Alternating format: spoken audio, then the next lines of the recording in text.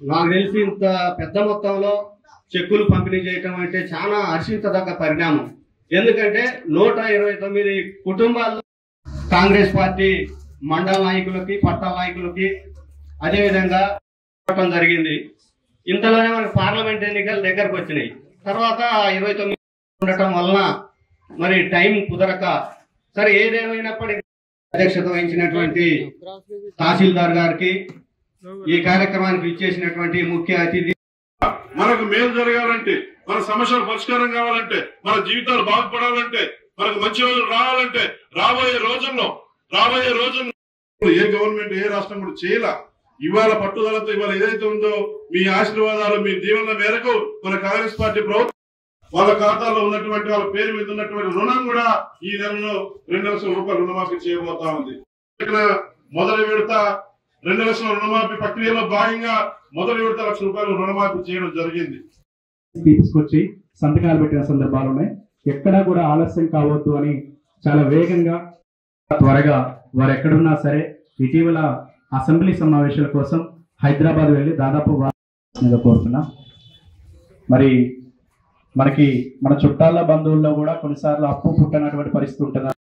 ఉద్యోగాలు ఇచ్చే కార్యక్రమానికి 2 లక్షల ఉద్యోగాలు ఇచ్చే కార్యక్రమానికి మొన్ననే అసెంబ్లీలో సమావేశాల్లో మన గవర్నమెంట్ ప్రవేశపెట్టింది జాబ్ క్యాలెండర్ ని కూడా పక్కాగా. నేడు మన తెలంగాణ రాష్ట్ర ప్రభుత్వం అక్కలకు, చెల్లెళ్లకు, అన్నలకు, తమ్ముళ్లకు, పార్టీ నాయకులకు, మీడియా మిత్రులకు అందరికీ పేరు పేరున నా తరఫున, కాంగ్రెస్ పార్టీ ప్రభుత్వం తరఫున నమస్కారాలు, ధన్యవాదాలు తెలియజేస్తా ఉన్నాను. కళ్యాణ లక్ష్మి కార్యక్రమం మన గవర్నమెంట్ వచ్చి 8 నెలలు పూర్తి చేసుకున్న సందర్భంలో ఇప్పటి వరకు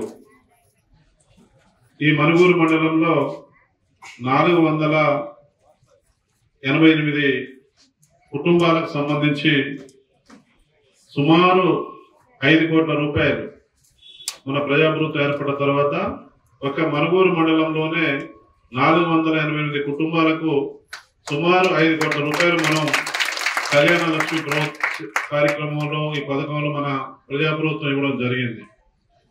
ఈ పథకం అనేది అన్ని వర్గాల్లో ఉన్నటువంటి ఎస్సీ, ఎస్టీ, బీసీ, మైనార్టీ వర్గాలు అనగానటువంటి వర్గాల్లో ఉన్నటువంటి పేదలకు బాగా ఉపయోగపడతా ఉంది.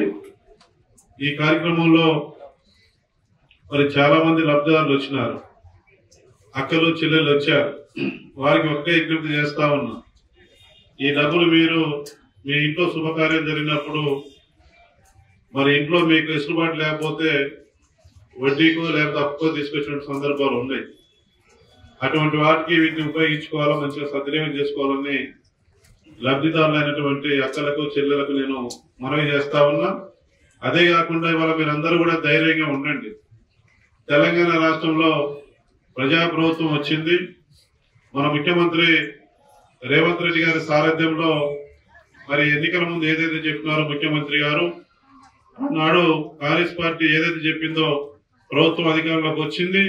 మీరు విశ్వసించారు, మరి నమ్మారు, కాంగ్రెస్ పార్టీని అధికారంలో తీసుకొచ్చారు. ఇవాళ ఇక్కడ నేను ఎమ్మెల్యే అయ్యానంటే మీరందరి సహాయ సహకారంతో, మీరందరూ ఓట్లు వేస్తేనే ఇక్కడ ఎమ్మెల్యే అయ్యాను. ఇవాళ ప్రభుత్వం వచ్చిందంటే ప్రభుత్వం అందరూ మరి ప్రభుత్వం రావడానికి కాంగ్రెస్ పార్టీ మీద విశ్వాసం, నమ్మకం మరి మీరు కల్పించారు కాబట్టి, మాకు వస్తే మేలు జరుగుతుంది కాబట్టి ఏదైతే కోరుకున్నారో ఆ యొక్క విశ్వాసం, ఆ యొక్క అభిప్రాయం మేరకు మీరు ఎన్నుకున్నటువంటి ప్రభుత్వం ఇవాళ కాంగ్రెస్ పార్టీ ప్రభుత్వం ప్రజా ప్రభుత్వం ఇది. ప్రజల కోసం అన్ని వర్గాల ప్రజల్లో ఉన్నటువంటి అట్టడుగున ఉన్నటువంటి అన్ని వర్గాల ప్రజలకు మరి వాళ్ళ సమాన అవకాశాలు కల్పించి మరి ఇందిరమ్మ రాజ్యంలో భాగంగా అన్ని క్రమాలు ఇవాళ మరి తెలంగాణలో ఉన్నటువంటి మన ముఖ్యమంత్రి గారు, డిప్యూటీ సీఎం బట్టి విక్రమార్క గారు, మన ఉమ్మడి ఖమ్మం జిల్లాలో ఉన్నటువంటి మన మంత్రులు 200 యూనిట్ల ఉచిత కరెంట్ కాల్చుకున్నా మన ఎన్నికల ముందు ఏదైతే చెప్పినామో గ్యారంటీ కార్డులో పథకంలో భాగంగానే ఇవి అమలు చేస్తా ఉన్నా, అమలు జరుగుతా ఉన్నాయి. ఇవి మర్చిపోవద్దు అక్కలు, చెల్లెళ్ళు. ఇవాళ ఎవరికైనా అర్హత ఉండి 200 యూనిట్లు కరెంటు కాలి మీకు కూడా జీరో బిల్లు రాకుండా బిల్లు అడుగుతా ఉంటే మా దృష్టికి తీసుకురండి. మన ఎంపీడీఓ గారు కూడా ఉన్నారు. ఎంపీడీఓ గారు ఆఫీస్ లో కూడా ఒక సెల్ పెట్టినారు. అక్కడ తప్పనిసరిగా మీరు ఏదైనా దరఖాస్తు పెట్టుకోండి.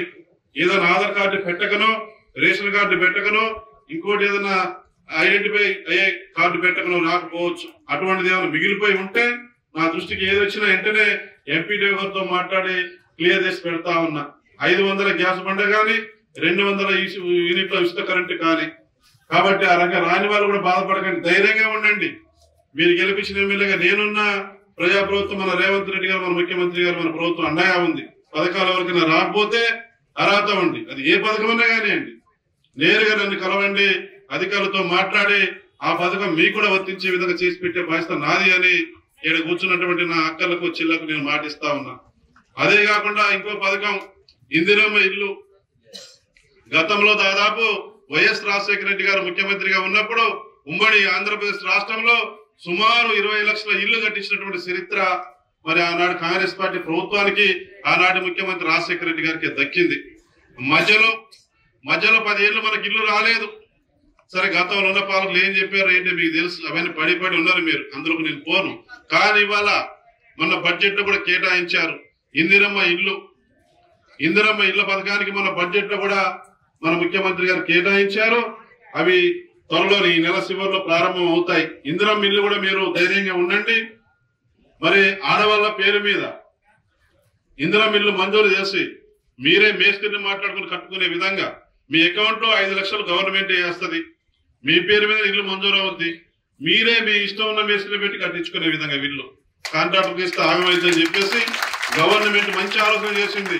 మీకు ఏ మేస్త్రి నచ్చితే ఆ మేస్త్రితో మంచిగా ఎవరు ఇల్లు కట్టుకుంటారు, దగ్గర ఉండి మంచిగా మనం నీళ్లు పోసుకొని క్యూరింగ్ చేసుకుంటే స్ట్రాంగ్ గా కట్టుకోవచ్చు. లైఫ్ లో మళ్ళీ ఇల్లు కట్టుకోలేము కాబట్టి అటువంటి వాళ్ళ కోసం మరి వాళ్ళ గవర్నమెంట్ 22,500 కోట్లు మన బడ్జెట్ లో కేటాయించింది. తెలంగాణ రాష్ట్రంలో ఈ సంవత్సరం మరి 5 లక్షల ఇల్లు కట్టించాలని. ఇవాళ మన పినపాక నియోజకవర్గానికి 3,500 ఇల్లు వచ్చినాయి. త్వరలో ప్రారంభం చేసుకోబోతున్నాం మనం. ఈ ఇల్లు కూడా పేదవాళ్లకు, గడ్డి ఇల్లు ఉన్న పేదవాళ్లకు, పూరి గుడిసెల్లో ఉండే వాళ్లకు, రేకుల్లో ఉండే వాళ్లకు, అటువంటి వాళ్లకు ఇందిరమ్మ ఇల్లు ఇవ్వడం జరుగుతుంది. అర్హత కలిగిన వాళ్ళకే, ప్రతిపక్షాల నుంచి విమర్శ రాకుండా అర్హత కలిగినటువంటి పేదవాళ్లకు పార్టీలకు అతీతంగా, కులాలకు అతీతంగా, మతాలకు అతీతంగా మీ ఎమ్మెల్యేగా ప్రభుత్వ లక్ష్యం ఏదైతే ఉందో అట్టడుగున ఉన్నటువంటి పేదలకు ఆ లక్ష్యం దరి చేరే విధంగా, వాళ్ళు సంతోషంగా ఇందిరమ్మ ఇంట్లో ఉండే విధంగా ఇందిరమ్మ ఇల్లు కట్టించే బాధ్యత నాది. డాబాలు ఉన్న వాళ్లకు, డబ్బులున్న వాళ్లకు ఒక్క ఇల్లు అంటే ఒక్క ఇల్లు ఇవ్వడం కుదరదు.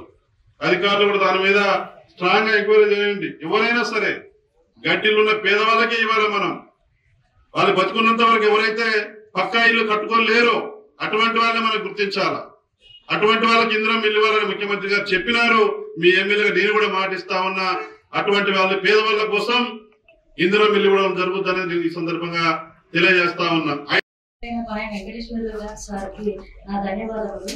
కళ్యాణ లక్ష్మి పథకం మాకు ఇవ్వడం చాలా సంతోషకరమైన విషయం. రేవంత్ రెడ్డి సార్ ప్రభుత్వంలో మేము చాలా లబ్ధి పొందుతున్నాం. I feel very happy for that.